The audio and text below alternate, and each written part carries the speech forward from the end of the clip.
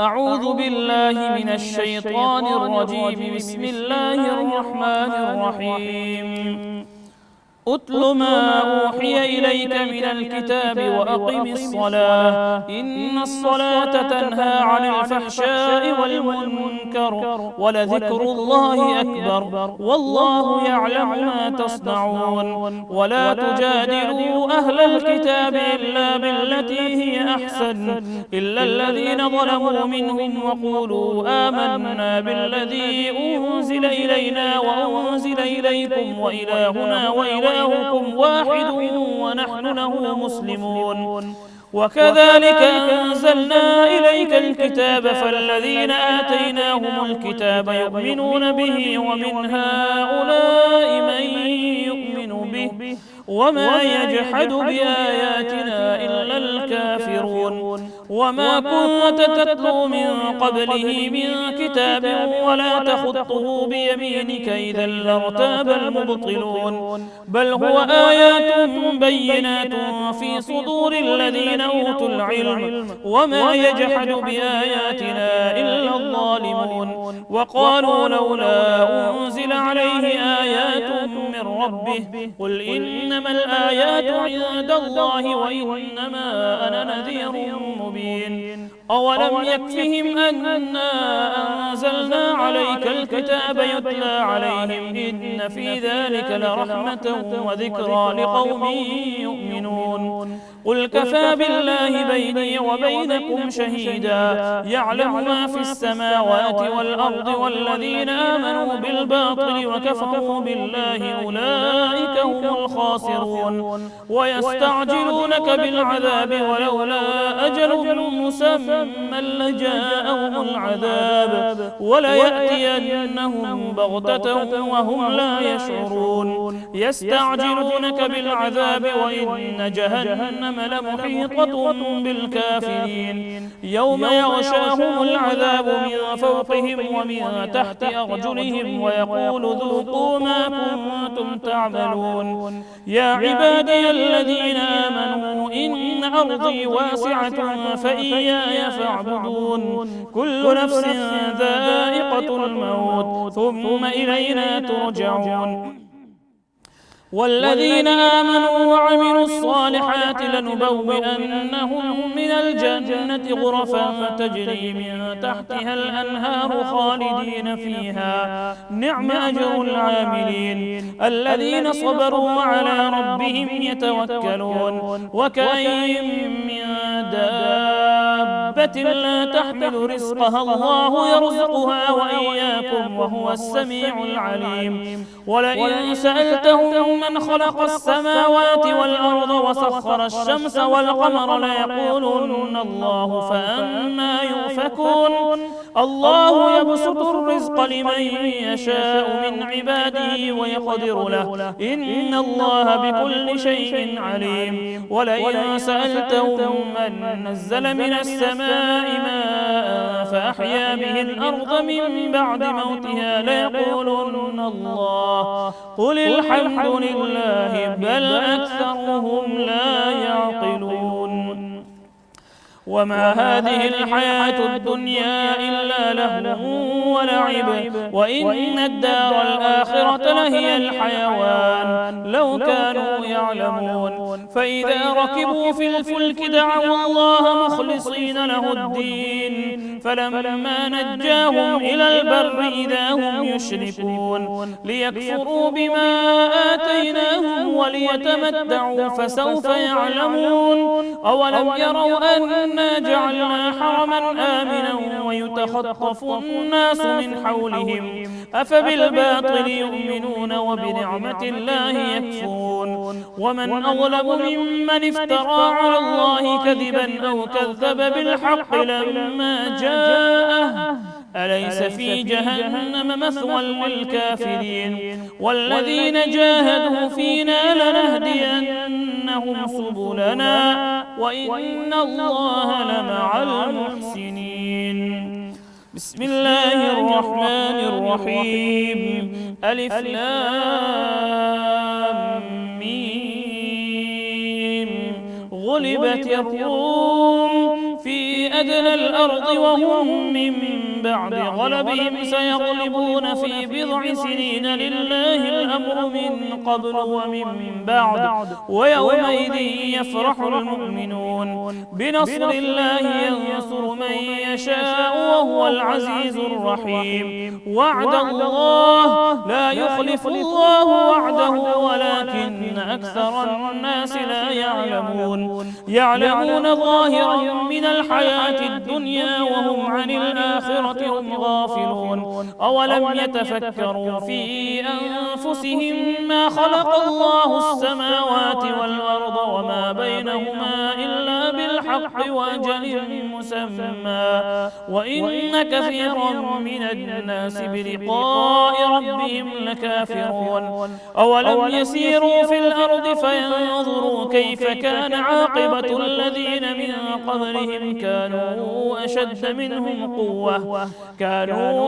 منهم قوة وأثاروا الأرض وعمروها أكثر مما عمروها وجاءتهم رسلهم بالبينات فما كان الله ليظلمهم ولكن كانوا أنفسهم يظلمون ثم كان عاقبة الذين أساءوا السوء أن كذبوا بآيات الله وكانوا بها يستهزئون الله يبدأ الخلق ثم يعيده ثم إليه ترجعون ويوم تقوم الساعة يبلس المجرمون ولم يكن لهم من شركائهم شفعاء وكانوا بشركائهم كافرين ويوم تقوم الساعة يومئذ يتفرقون فأما الذين آمنوا وعملوا الصالحات فهم في روضة يحبرون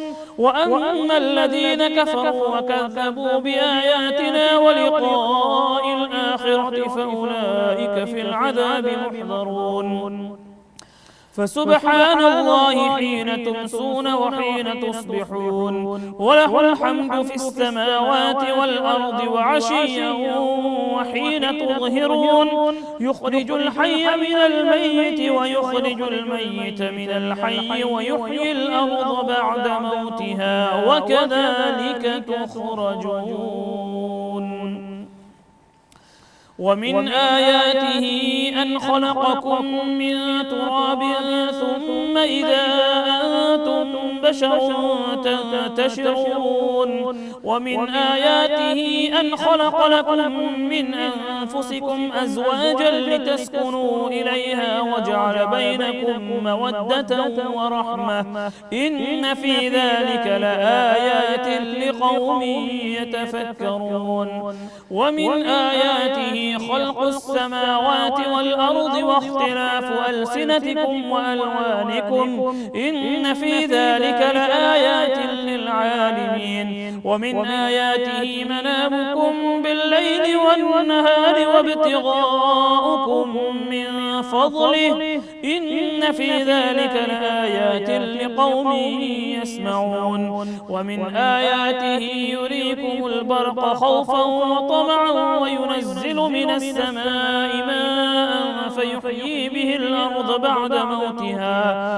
إن في ذلك لآيات لقوم يعقلون ومن آياته أن تقوم السماء والأرض بأمره ثم إذا دعاكم دعوة من الأرض إذا أنتم تخرجون وله من في السماوات والأرض كل له قانتون وهو الذي يبدأ الخلق ثم يعيده وهو أهون عليه وله المثل الأعلى في السماوات والأرض وهو العزيز الحكيم ضرب لكم مثلا من أنفسكم هل لكم مما ملكت أيمانكم من شركاء فيما رزقناكم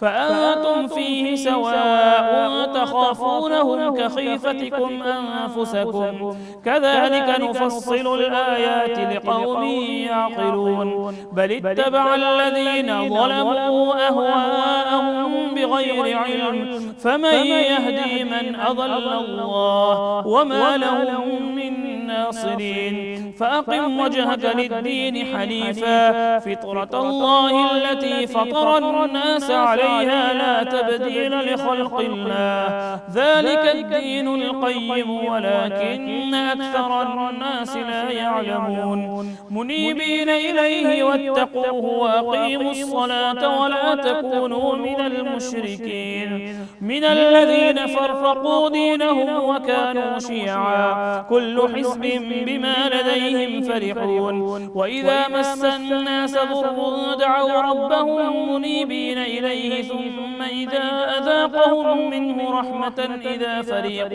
منهم بربهم يشركون ليكفروا بما آتيناهم فتمتعوا فسوف تعلمون. أم أنزلنا عليهم سلطانا فهو يتكلم بما كانوا به يشركون. وإذا أذقنا الناس رحمة فرحوا بها وإن تصبهم سيئة بما قدمت أيديهم إذا هم يقنطون.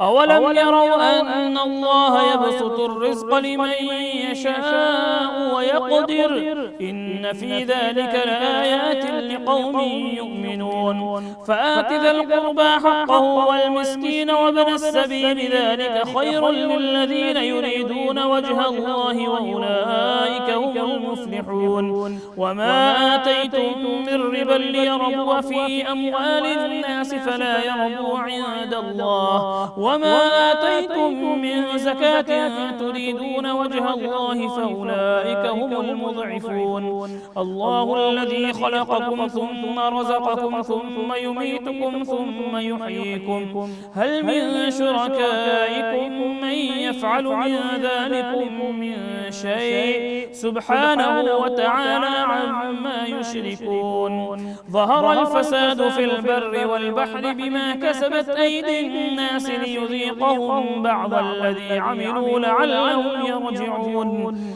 قل سيروا في الأرض فانظروا كيف كان عاقبة الذين من قبل كان أكثرهم مشركين. فأقم وجهك للدين القيم من قبل أن يأتي يوم لا مرد له من الله يومئذ يصدعون. من كفر فعليه كفره ومن عمل صالحا فلأنفسهم يمهدون ليجزي الذين آمنوا وعملوا الصالحات من فضله إنه لا يحب الكافرين. ومن آياته أن يرسل الرياح مبشرات وليذيقكم من رحمته ولتجري الفلك بأمره ولتبتغوا من فضله ولعلكم تشكرون. ولقد أرسلنا من قبلك رسلا إلى قومهم فجاءوهم بالبينات فانتقمنا من الذين أجرموا وكان حقا علينا نصر المؤمنين. الله الذي يرسل الرياح فتثير سحابا فيبسطه في السماء كيف يشاء ويجعله كسفا فترى الودق يخرج من خلاله فإذا أصاب به من يشاء من عباده إذا هم يستبشرون. وإن كانوا من قبل أن ينزل عليهم من قبله لمبلسين. فانظر إلى آثار رحمة الله كيف يحيي الأرض بعد موتها إن ذلك لمحيي الموتى وهو على كل شيء قدير. ولئن أرسلنا ريحا فرأوه مصفرا لظلوا من بعده يكفرون. فإنك لا تسمع الموتى ولا تسمع الصم الدعاء إذا ولوا مدبرين. وما أنت بهاد العمي عن ضلالتهم إن تسمع إلا من يؤمن بآياتنا فهم مسلمون. الله الذي خلقكم من ضعف ثم جعل من بعد ضعف قوة ثم جعل من بعد قوة ضعفا وشيبة يخلق ما يشاء وهو العليم القدير. ويوم تقوم الساعة يقسم المجرمون ما لبثوا غير ساعة كذلك كانوا يؤفكون. يؤفكون. وقال الذين أوتوا العلم والإيمان لقد لبثتم في كتاب الله إلى يوم البعث فهذا يوم البعث ولكنكم كنتم لا تعلمون. فيومئذ لا ينفع الذين ظلموا معذرتهم ولا هم يستعتبون. ولقد ضربنا للناس في هذا القرآن من كل مثل ولئن جئتهم بآية ليقولن الذين كفروا إن أنتم إلا مبطلون. كذلك يطبع الله على قلوب الذين لا يعلمون. فاصبر إن وعد الله حق ولا يستخفنك الذين لا يوقنون. بسم الله الرحمن الرحيم. ألف لام ميم. تلك آيات الكتاب الحكيم هدى ورحمة للمحسنين الذين يقيمون الصلاة ويؤتون الزكاة وهم بالآخرة هم يوقنون. أولئك على هدى من ربهم وأولئك هم المفلحون. ومن الناس من يشتري لهو الحديث ليضل عن سبيل الله بغير علم ويتخذها هزوا أولئك لهم عذاب مهين. وإذا تتلى عليه آياتنا ولى مستكبرا كأن لم يسمعها كأن في أذنيه وقرا فبشره بعذاب أليم. إن الذين آمنوا وعملوا الصالحات لهم جنات النعيم خالدين فيها وعد الله حقا وهو العزيز الحكيم. خلق السماوات بغير عمد ترونها وألقى في الأرض رواسي أن تميد بكم وبث فيها من كل دابة وأنزلنا من السماء ماء فأنبتنا فيها من كل زوج كريم. هذا خلق الله فأروني ماذا خلق الذين من دونه بل الظالمون في ضلال مبين. ولقد آتينا لقمان الحكمة أن اشكر لله ومن يشكر فإنما يشكر لنفسه ومن كفر فإن الله غني حميد. وإذ قال لقمان لابنه وهو يعظه يا بني لا تشرك بالله إن الشرك لظلم عظيم. ووصينا الإنسان بوالديه حملته أمه وهنا على وهن وفصاله في عامين أن اشكر لي ولوالديك إلي المصير. وإن جاهداك على أن تشرك بي ما ليس لك به علم فلا تطعهما وصاحبهما في الدنيا معروفا واتبع سبيل من أناب إلي ثم إلي مرجعكم فأنبئكم بما كنتم تعملون. يا بني إنها إن تك مثقال حبة من خردل فتكن في صخرة أو في السماوات أو في الأرض يأت بها الله إن الله لطيف خبير. يا بني أقم الصلاة وأمر بالمعروف وانهى عن المنكر واصبر على ما أصابك إن ذلك من عزم الأمور. ولا تصعر خدك للناس ولا تمش في الأرض مرحا إن الله لا يحب كل مختال فخور. واقصد في مشيك واغضض من صوتك إن أنكر الأصوات لصوت الحمير. ألم تروا أن الله سخر لكم ما في السماوات وما في الأرض وأسبغ عليكم نعمه ظاهرة وباطنة ومن الناس من يجادل في الله بغير علم ولا هدى ولا كتاب منير. وإذا قيل لهم اتبعوا ما أنزل الله قالوا بل نتبع ما وجدنا عليه آباءنا ربانا أولو كان الشيطان يدعوهم إلى عذاب السعير ومن يسلم وجهه إلى الله وهو محسن فقد استمسك بالعروة الوثقى وإلى الله عاقبة الأمور ومن كفر فلا يحزنك كفره إلينا مرجعهم فننبئهم بما عملوا إن الله عليم بذات الصدور نمتعهم قليلا ثم نضطرهم إلى عذاب غليظ ولئن سألتهم من خلق السماوات والأرض ليقولن الله قل الحمد لله بل أكثرهم لا يعلمون لله ما في السماوات والأرض إن الله هو الغني الحميد ولو أن ما في الأرض من شجرة أقلام والبحر يمده من بعده 7 أبحر ما نفدت كلمات الله إن الله عزيز حكيم ما خلقكم ولا بعثكم إلا كنفس واحدة إن الله سميع بصير ألم تر أن الله يولج الليل في النهار ويولج النهار في الليل وسخر الشمس والقمر كل يجري إلى أجل مسمى وأن الله بما تعملون خبير ذلك بأن الله هو الحق وأن ما يدعون من دونه الباطل وأن الله هو العلي الكبير ألم تر أن الفلك تجري في البحر بنعمة الله ليريكم من آياته إن في ذلك لآيات لكل صبار شكور وإذا غشيهم موج كالظلل دعوا الله مخلصين له الدين فلما نجاهم إلى البر فمنهم مقتصد وما يجحد بآياتنا إلا كل ختار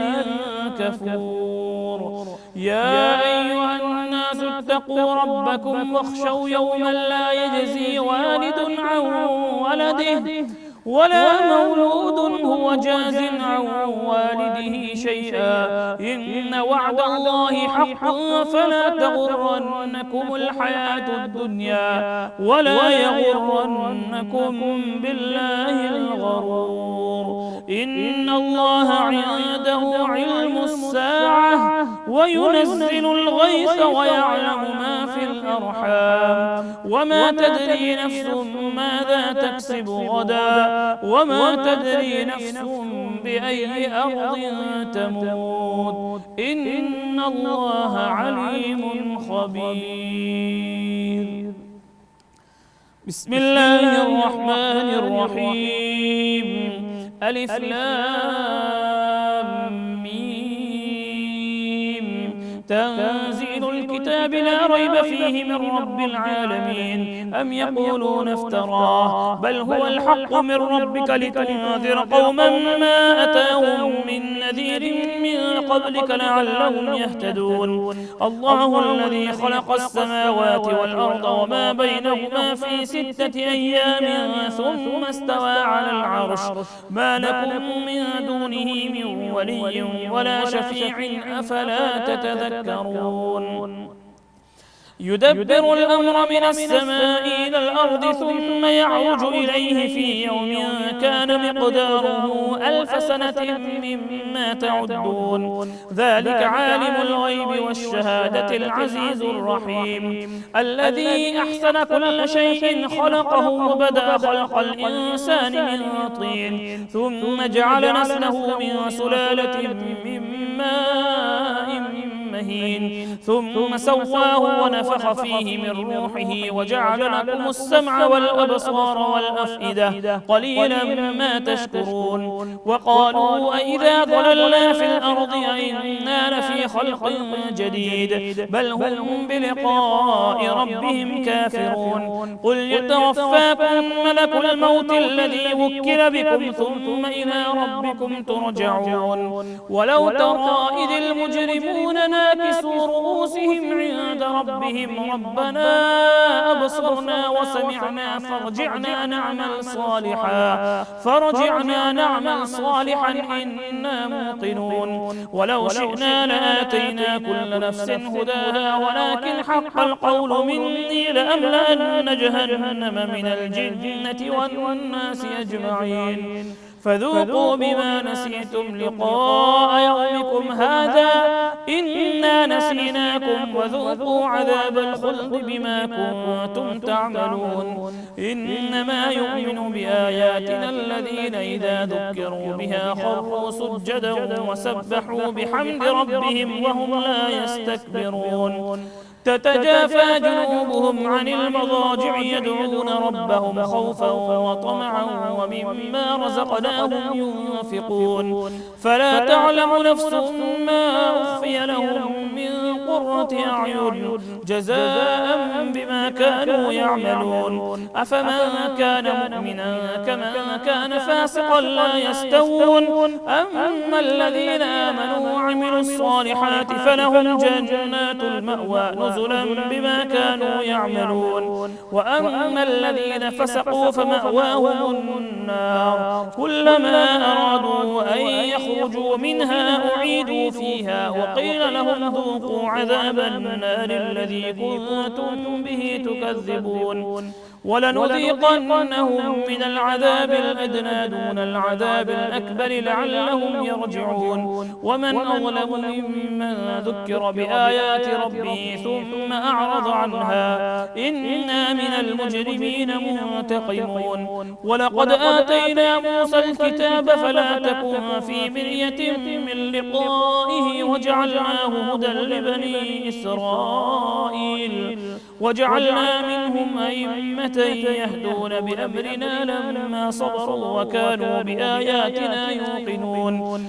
إن ربك هو يفصل بينهم يوم القيامة فيما كانوا فيه يختلفون أولم يهد لهم كم أهلكنا من قبلهم من القرون يمشون في مساكنهم إن في ذلك لآيات أفلا يسمعون أولم يروا أنا نسوق الماء إلى الأرض الجرز فنخرج به زرعا تأكل منه أنعامهم وأنفسهم أفلا يبصرون ويقولون متى هذا الفتح إن كنتم صادقين قل يوم الفتح لا ينفع الذين كفروا إيمانهم ولا هم ينظرون فأعرض عنهم وانتظر إنهم منتظرون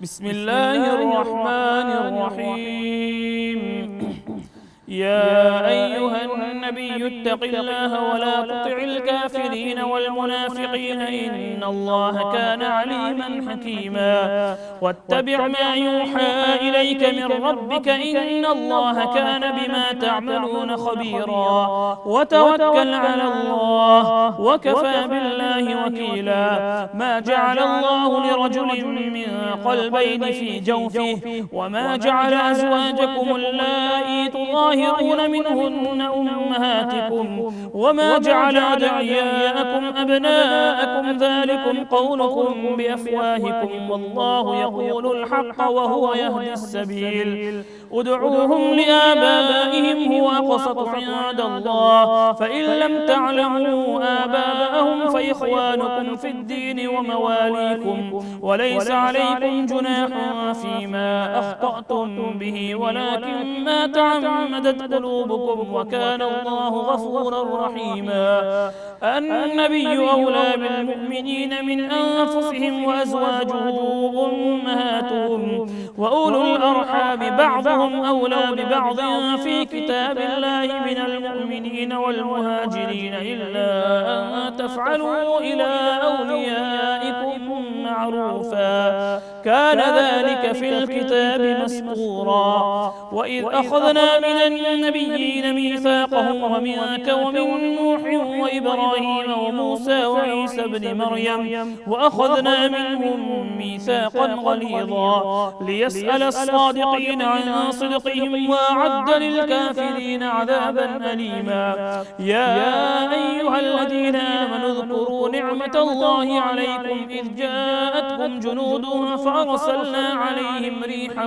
وجنودا لم تروها وكان الله بما تعملون بصيرا إذ جاءوكم من فوقكم ومن أسفل منكم وإذ زاغت الأبصار وبلغت القلوب الحناجر وتظنون بالله الظنونا هنالك ابتلي المؤمنون وزلزلوا زلزالا شديدا وإذ يقول المنافقون والذين في قلوبهم مرض ما وعدنا الله ورسوله إلا غرورا وإذ قالت طائفة منهم يا أهل يثرب لا مقام لكم فارجعوا ويستأذن فريق منهم النبي يقولون إن بيوتنا عورة وما هي بعورة إن يريدون إلا فرارا ولو دخلت عليهم من أقطارها ثم سئلوا الفتنة لآتوها وما تلبثوا بها إلا يسيرا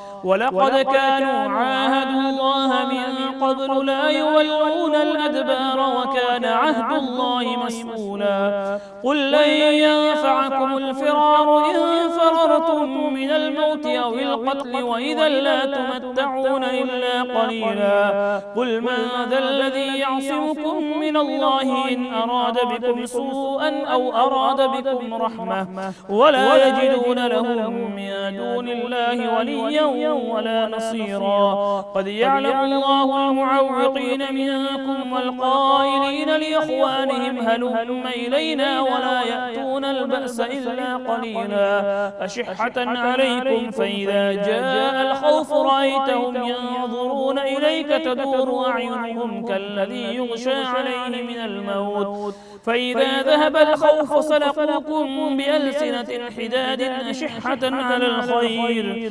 أولئك لم يؤمنوا فأحبط الله أعمالهم وكان ذلك على الله يسيرا يحسبون الأحزاب لم يذهبوا وإن يأتي الأحزاب يودوا لو أنهم بادون في الأعراب يسألون عن أنبائكم ولو كانوا فيكم ما قاتلوا إلا قليلا لقد كان لكم في رسول الله أسوة حسنة لمن كان يرجو الله واليوم الآخر وذكر الله كثيرا ولما رأى المؤمنون الأحزاب قالوا هذا ما وعدنا الله ورسوله وصدق الله ورسوله وما زادهم إلا إيمانا وتسليما من المؤمنين رجال صدقوا ما عاهدوا الله عليه فمنهم من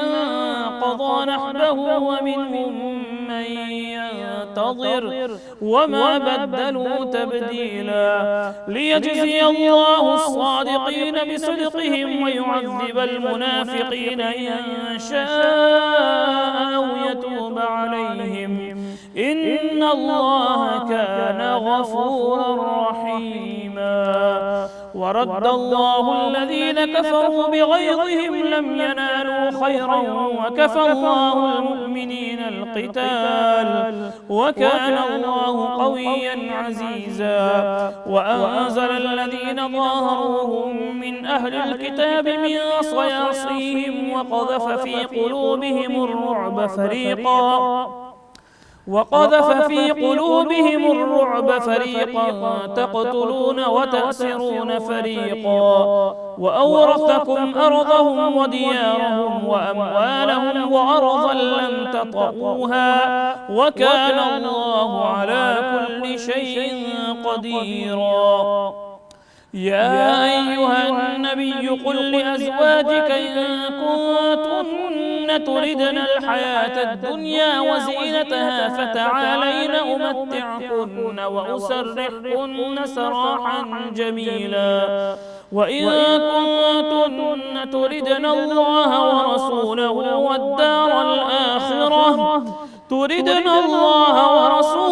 والدار الآخرة فإن الله أعد للمحسنات منكن أجرا عظيما.